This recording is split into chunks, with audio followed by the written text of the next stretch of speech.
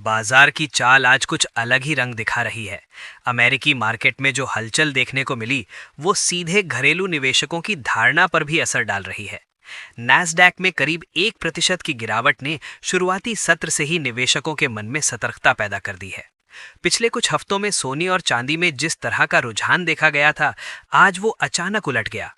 सोने की कीमतें लगभग 1.5 लाख रुपए तक गिर गईं, जबकि चांदी 3 लाख रुपए के नीचे आ गई।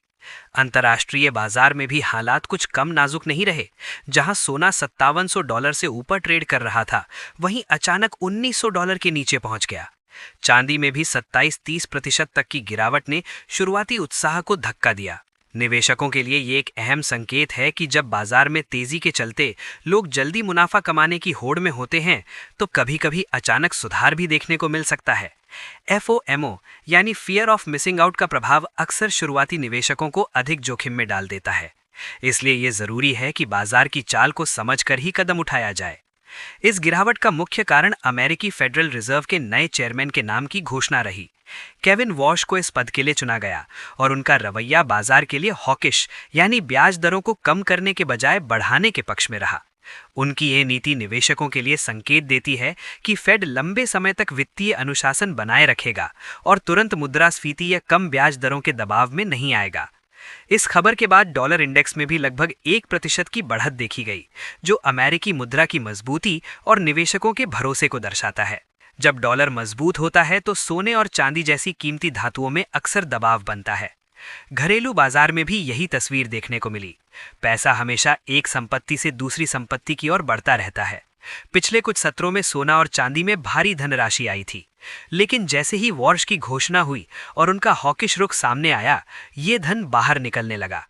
इस प्रक्रिया में बाजार की धारणा और निवेशकों का मनोबल अहम भूमिका निभाता है।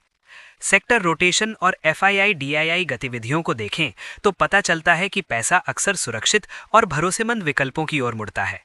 विदेशी निवेशकों की प्रवृत्ति, डॉलर की मजबूती और घरेलू बाजार में बड़े नाम वाली कंपनियों की हलचल सीधे सेंटिमेंट पर असर डालती है। इसके साथ ही रुपया, कच्चा तेल और कीमती धातुओं की कीमतें भी निवेशकों के मूड को प्रभावित करती हैं। आगे के सत्र में बाजार का मूड फिलहाल सतर्कता और संभावनाओं के बीच संतुलित दिखाई दे रहा है। निवेशक बड़ी खबरों और वैश्विक संकेतों पर नजर बनाए रखेंगे।